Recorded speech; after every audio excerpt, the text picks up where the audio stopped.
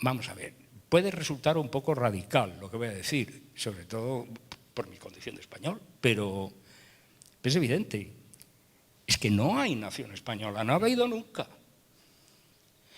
Ha habido una nación castellana que por los avatares de la historia se ha apoderado del conjunto, casi totalidad de la península, a través de aquella unión personal entre las coronas de Castilla y Aragón, que después se expandió como un fuego, como un reguero de pólvora por el orbe. ¿Saben a qué se parece mucho esa especie de expansión de...? Porque imagínense ustedes Castilla en el siglo XV, XVI, pero si es ahora y es un andrajo, pues en el siglo XVI, vamos, un conjunto de analfabetos, pastores de cabras, analfabetos. ¿Saben a qué se parece? Arabia, en el siglo VII. Es el mismo fenómeno. De repente, unas tribus nómadas del desierto les habla a Dios, Alá, y en 100 años han conquistado el mundo. Esos de los camellos. Y crean una civilización inmensa, y el califato de Córdoba, y no sé qué, pues eso sale de la nada, sale de las arenas del desierto. ¿Y qué ha pasado? Que han vuelto a la nada. Y eso les pasa a la nación española. La nación española no existe. Existe una nación castellana inflada en un imperio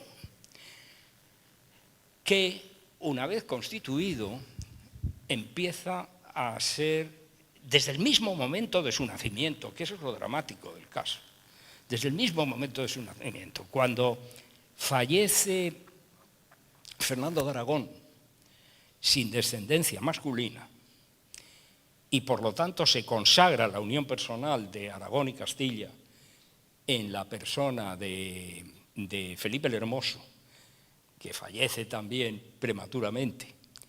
Ahí queda escondida la cuestión de si Juana estaba o no estaba loca, que eso no lo vamos a averiguar ahora.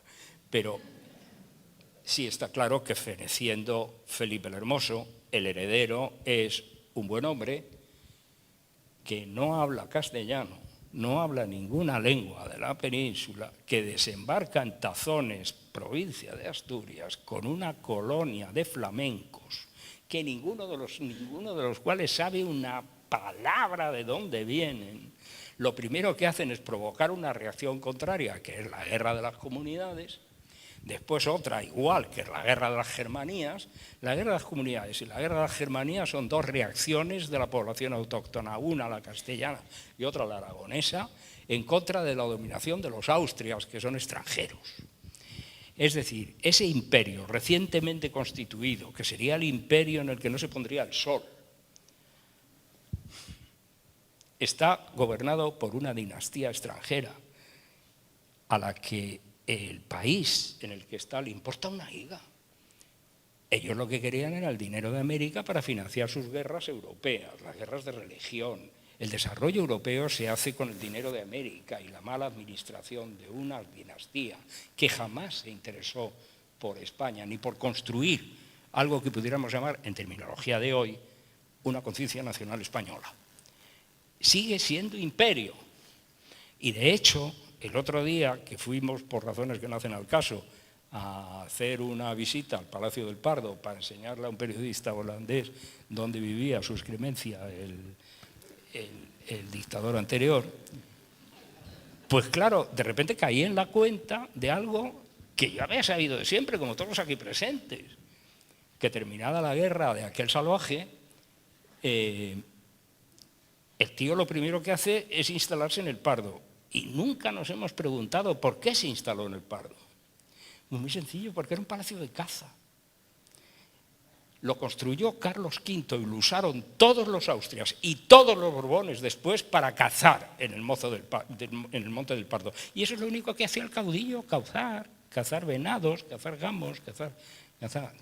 Claro, entonces te das cuenta, viendo eso y viendo otras cosas, que ese desgraciado país al que se llama España ha sido durante 400 años o 500, desde fines del siglo XV hasta el siglo XXI, hasta ahora mismo, que lo está siendo igual, porque el rey es un Borbón, está siendo administrado y gobernado por una cáfila de incompetentes, ladrones, cretinos y gentes que no tenían el menor interés en construir un Estado. No tenían el menor interés en construir una nación.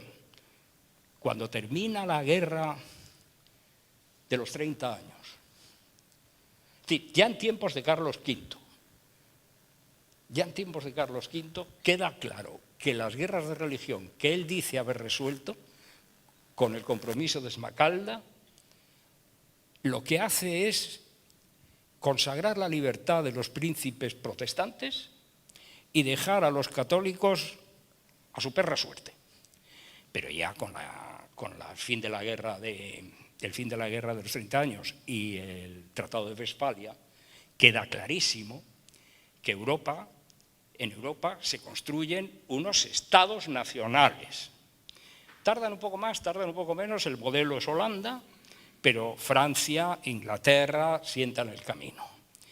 Estados nacionales, con iglesias nacionales, donde hay una unidad de propósito nacional, clases dominantes, burguesas y nobiliarias que acaban casándose y articulando políticas de engrandecimiento nacional y crean, por lo tanto, naciones poderosas y estados nacionales poderosos, que después ese modelo se reproduce en el siglo XIX con Alemania e Italia.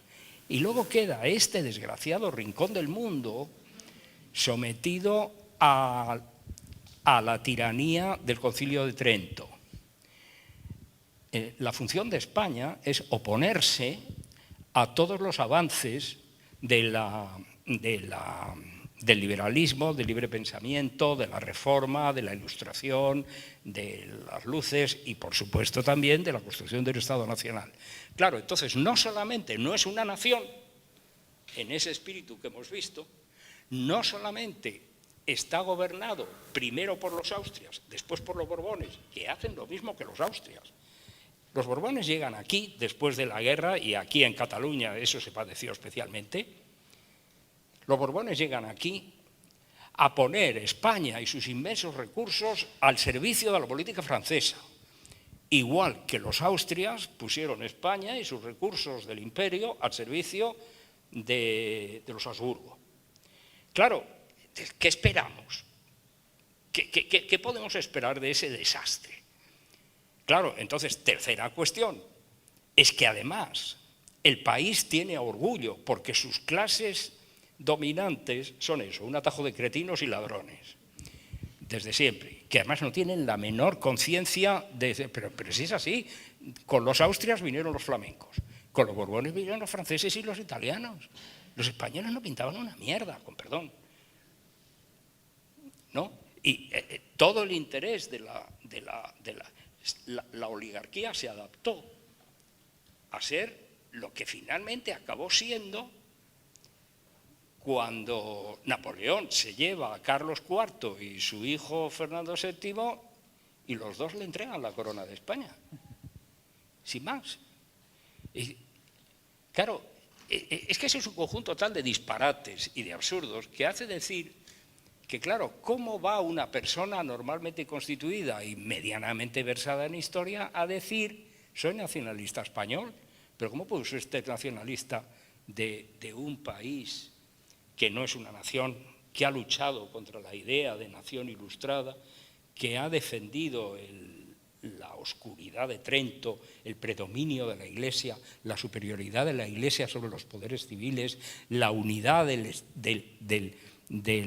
altar y la corona, que sigue siendo hoy, porque hoy hay un Borbón, porque a los Borbones no te los quitas ni con agua hirviendo. Los Borbones no te los quitas ni con agua hirviendo. Y mira que hemos tenido dos repúblicas, las dos repúblicas acabaron en sangre, porque la clase dominante española es profundamente reaccionaria, católica, apostólica, romana y en el fondo antiespañola. Claro, entonces, en esa cosa de las clases ilustradas de decir yo no soy nacionalista, late esta vergüenza. Porque si tú dices yo soy nacionalista, eso que dicen los borrachos cuando ha ganado la selección, oe, o no sé qué, pues o lo dices así, o es mejor que te calles. Claro, entonces ese es el problema. El problema es que los españoles saben que no tienen una nación, que lo que tienen es un imperio que ha tardado 500 años en deshacerse y que en este momento se encuentra en una situación particularmente dramática que ya Ortega adelantó en su día y le llenaba de pánico. La de decir, bueno, amigos, hasta ahora hemos perdido colonias ultramarinas, pero es que ahora el problema está en la península. Y entonces es cuando se inventa eso que le parece una solución genial, de decir, tenemos que aprender a conllevarnos, que como solución filosófica no puede ser más desastrosa, porque claro, hombre, yo conllevo la enfermedad, pero no me puedo decir a una persona, vamos a conllevarnos un rato. Claro, si a usted todo lo que se le ocurre para, como dicen ahora los de Podemos, seducir a los catalanes, es que se conlleven, pues fíjate que pues tal cosa. Y ya, termino. No, eso me pasó ya hace 2 años que me dijo Alfred Bosch que lo presentara en el Hotel Ritz en Madrid, que no crean que es un sitio que yo visito normalmente, pero claro, estaba este que presentaba un libro que había escrito que se llama La independencia de Cataluña interesa a los españoles. Y claro, dijo, hombre, me parece muy bien, es un título que seguramente te va a ganar muchos lectores en Cataluña. En España no sé yo si el personal se entera de esto. Claro, en principio sí, tú puedes decir sí. ¿Por qué? Pues de la misma manera que una lavativa, de la misma manera que un electroshock puede curarte, ¿no? Te dan una sacudida y si resistes y aguantas, pues a lo mejor sobrevives. Pero yo creo que, siendo sinceros, no. Mira, cuando se independizó América Latina, la corona y España perdió el 40% de sus ingresos. ¿Pasó algo? No. Simplemente la gente pasó a vivir un 40% peor. Y ya está. Y a emigrar un 40% más. Y ya está. Pero la capacidad de las clases dominantes españolas para reaccionar en un sentido favorable a los intereses de la colectividad no existe. Existe en Cataluña, donde hay una clase, y existe en el País Vasco, donde se desarrolló a partir del siglo XVIII y en el XIX una clase media, poderosa, burguesa, que participaba de estos ideales nacionales de que hay que desarrollar la industria, desarrollar otro tipo de mentalidad. El resto de España no.